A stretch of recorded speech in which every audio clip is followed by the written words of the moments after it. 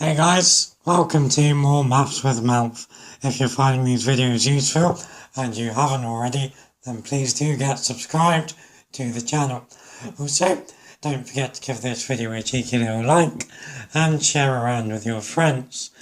I love hearing from you guys, so please do leave a comment letting me know how you're getting on, and if you have any requests, then leave me a comment. Without further ado, let's get cracking. Okay, in this video then we're looking at rearranging formulas or making something else the subject. So when we're changing subject of a formula to a specific letter, we want that letter to appear on one side of the formula on its own and only once throughout the whole formula. So looking at these three examples here, y is the subject of each one because it's on the left on its own with nothing else kicking around, and it only appears once throughout the whole formula. So we're going to start off pretty simple here and build up with difficulty as we go through the video. So with each of these three examples, we want to make x the subject of each formula. So if we look at the first one, y equals x plus 2, we need to get rid of the plus 2. To get rid of a plus 2, we do the opposite, which is to subtract 2.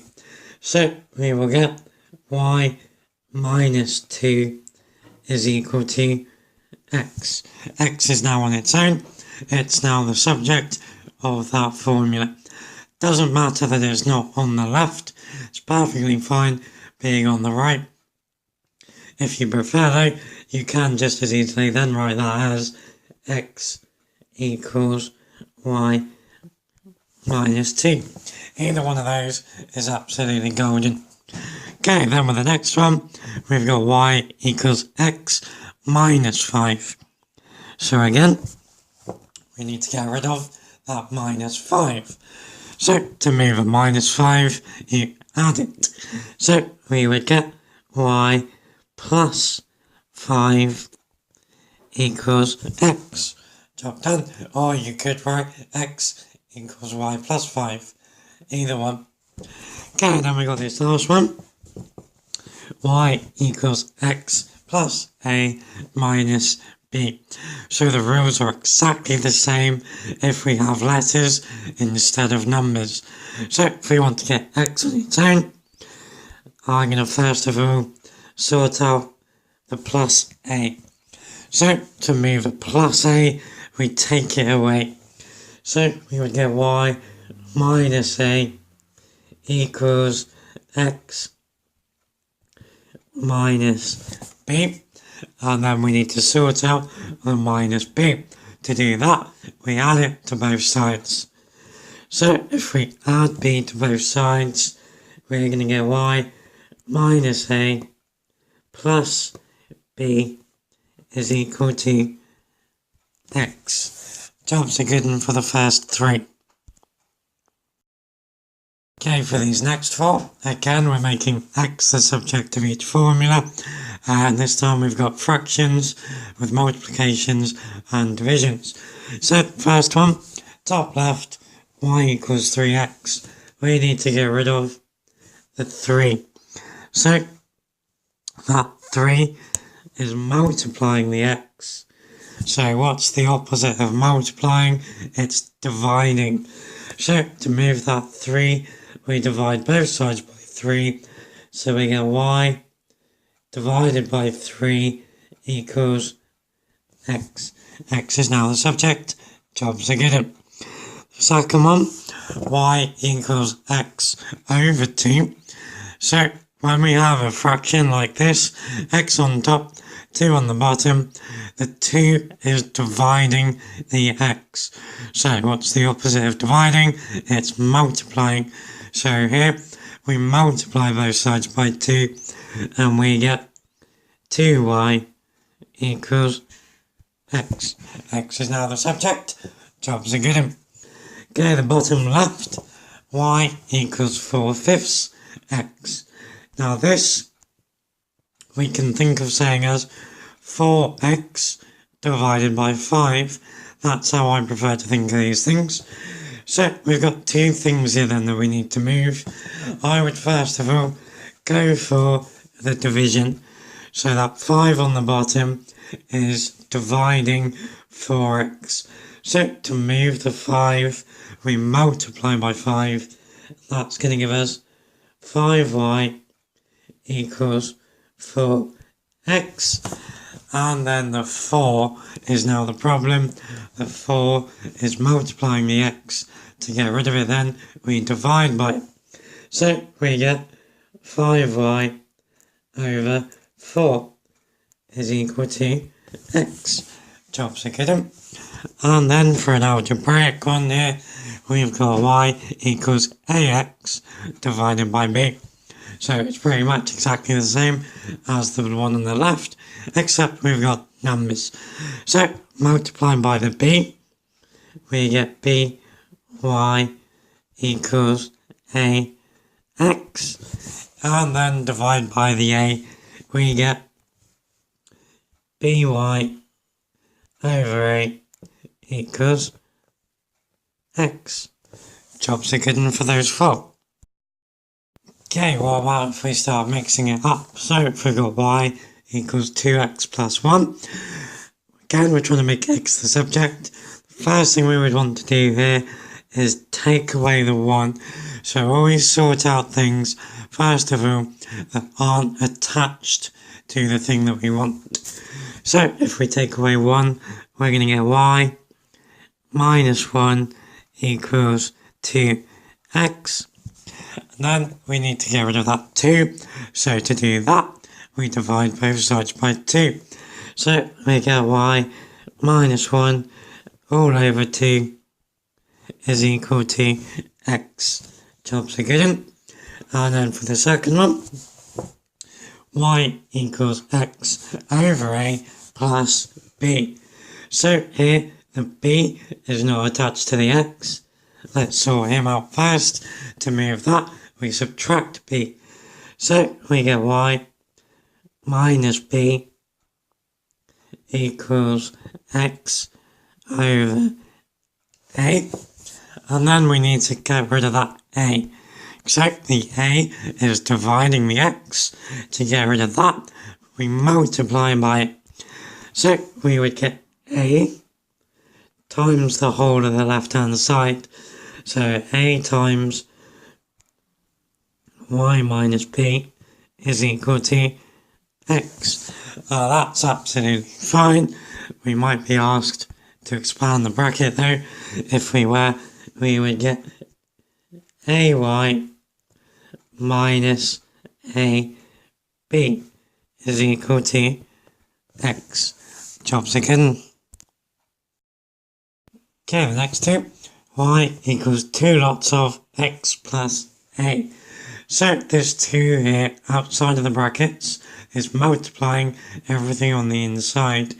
Now we could expand the brackets, which would give us 2x plus 2a, or we could just divide the 2 away, first of all, without having to bother. That's the way I'm going to do it here. So if we divide through by 2, we're going to get y over 2 is equal to x plus a. We then need to get rid of that a. It's a positive a, so we subtract it. We're going to get y over 2 minus a is equal to x. Jobs are good. And then for the second one, y equals a plus b over c.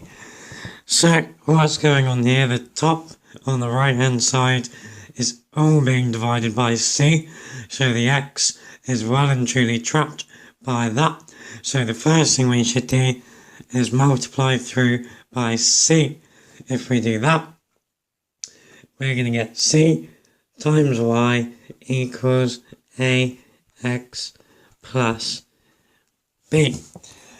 Next thing we should get rid of that is the b, So we take away b on both sides. We get cy minus b is equal to ax. And then finally, the last thing to get rid of is the a, which is multiplying the x.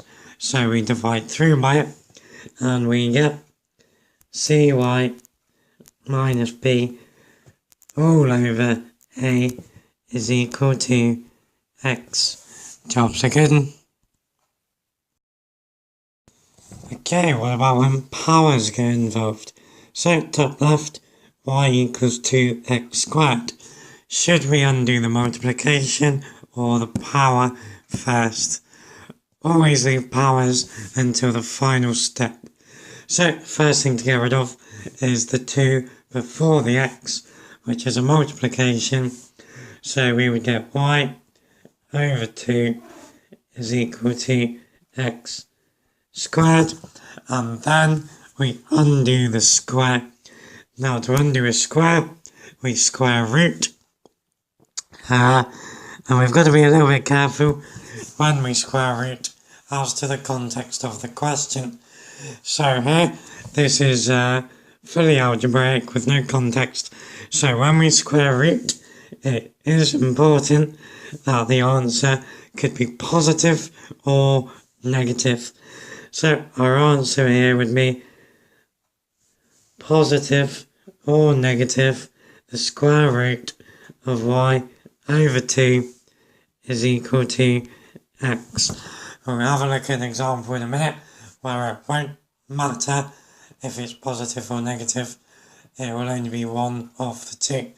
But when it's fully algebraic, it is important, really, that it's plus or minus when you square root.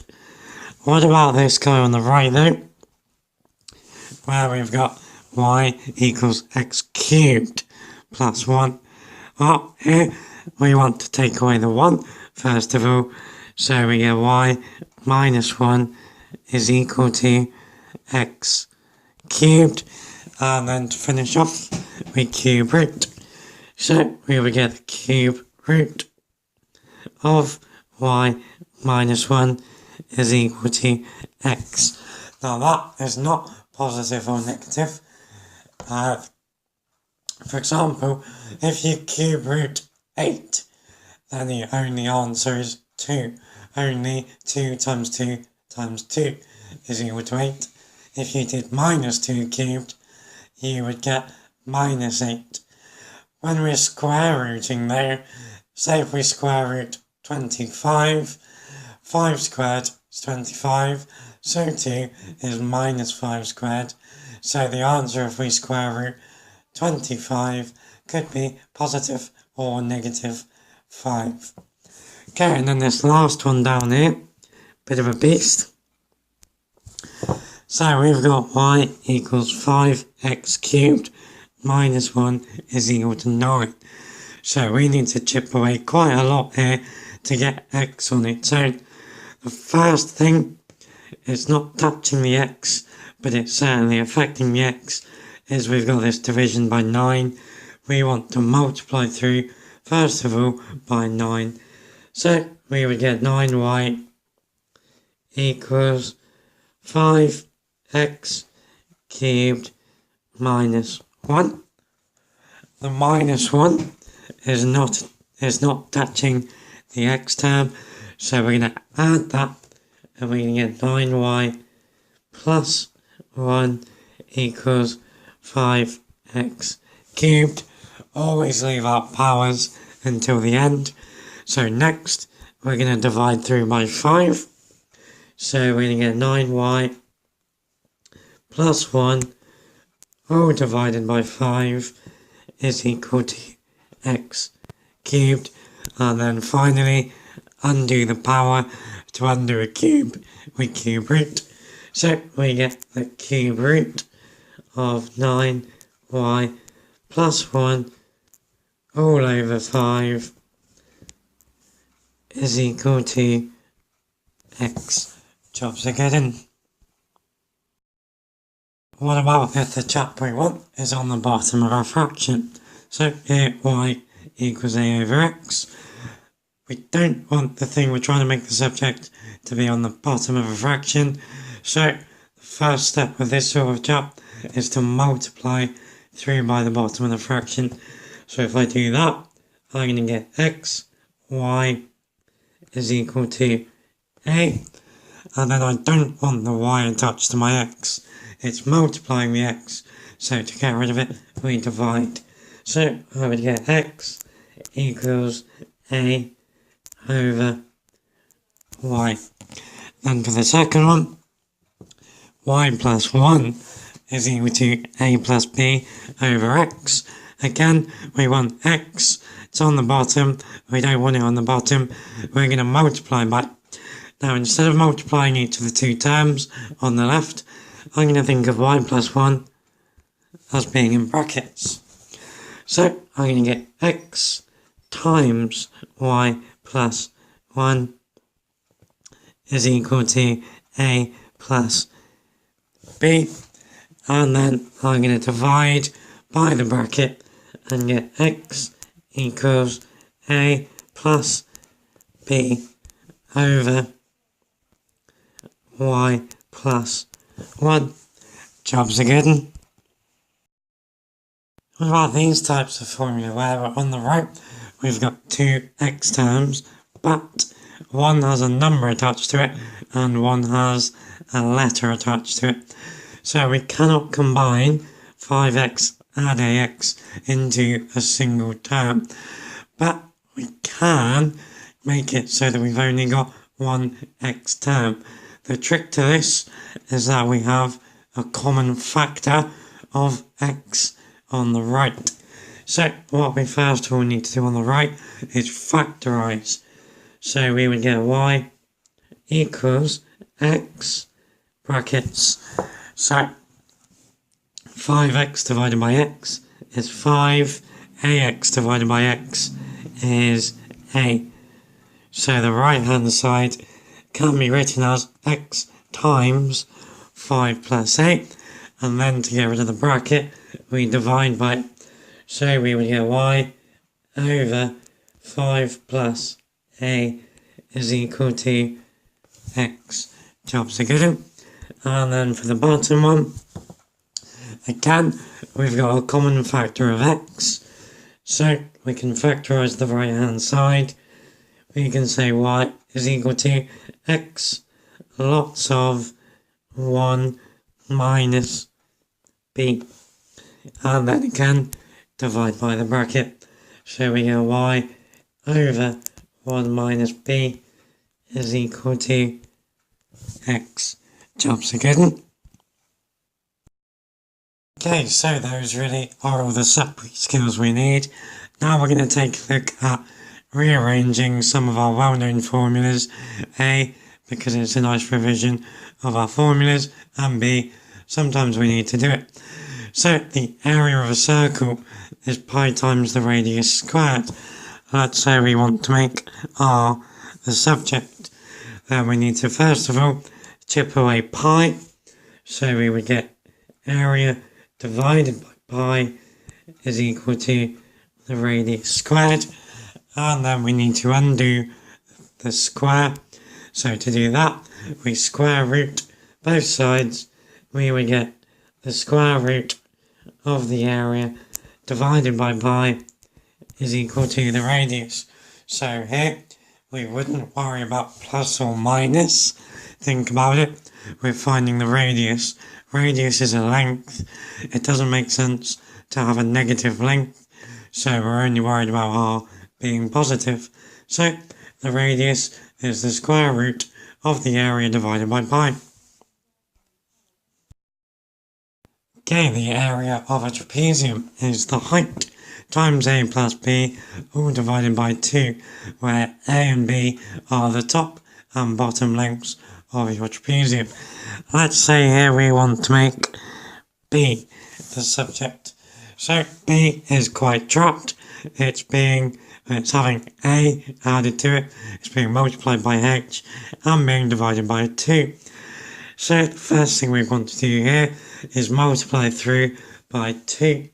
So we would get 2 times the area is equal to the height times a plus b.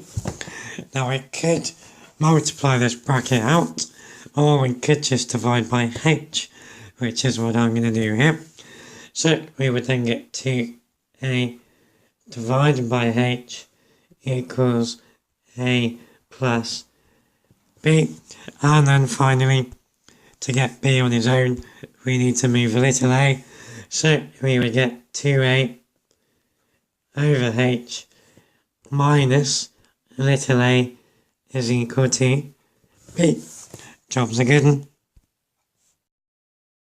The volume of a cylinder is pi r squared h. Let's make r the subject. So pi r squared h is one long chain of multiplication. Multiplication is magic. It doesn't matter what order we do it in. So we could first of all write the formula as v equals pi h r squared. Now we can think of pi h as a single number. This is saying pi times h times r squared. Pi times h is a number in itself. So that's multiplying r squared. We want to divide it. So we would get v over pi h equals r squared. Again, now to get r on its own, we square root. So we would get the square root of v over pi h is equal to r. Again, r is the length. We're not worrying about the negative solution, just the positive, because it's a length.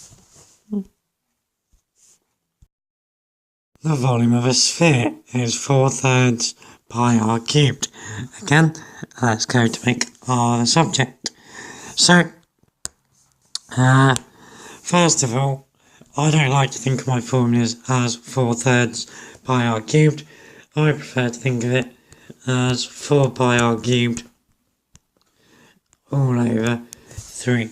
To me, that just looks neater, and I think it makes it easy to see what's going on. So, there's quite a lot going on here with r. It's being cubed, it's being multiplied by 4 pi, and it's being divided by 3. So, the first thing really we should do here is multiply through by the 3. So, 3v is 4 pi r cubed. Again, as with the last question, we can think of 4 pi as being one number. So we can divide by 4 pi. So we get 3v over 4 pi is r cubed. And then finally, cube root, both sides. We get the cube root of 3v over 4 pi is equal to the radius. The volume of a cone is pi r squared h divided by 3. And again, we'll go for making r the subject. So, this 3 on the bottom is our first problem. Multiply by 3v is pi r squared h. Again, we can reorder that multiplication. We can think of this as 3v is pi times the height times r squared. We can then think of pi times h as one number. Let's divide by 3v over pi h equals the radius squared. To undo a square, we square root. So we get the square root of 3v over pi h is equal to r. And finally, the cosine rule. Let's rearrange this guy. So, any foundation minions that are still here, you don't need to worry about the cosine rule.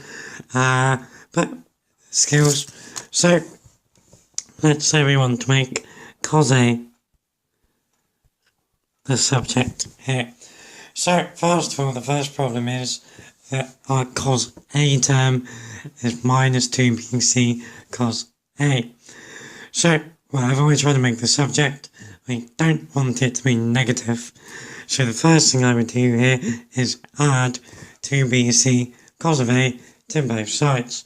So we would get 2bc cos of A plus A squared equals B squared plus C squared. The A squared is not attached to cos A at all, so let's get rid of that by subtraction.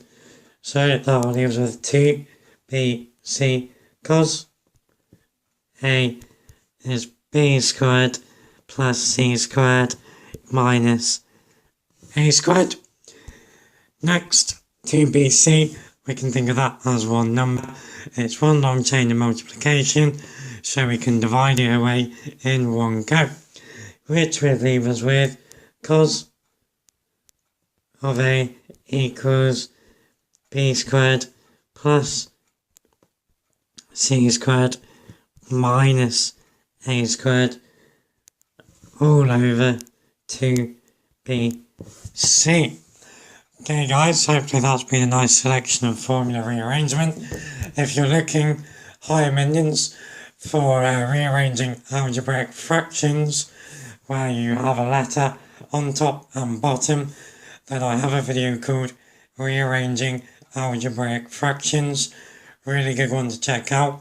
We get about 4 marks for that type of question, so quite good to be happy with them.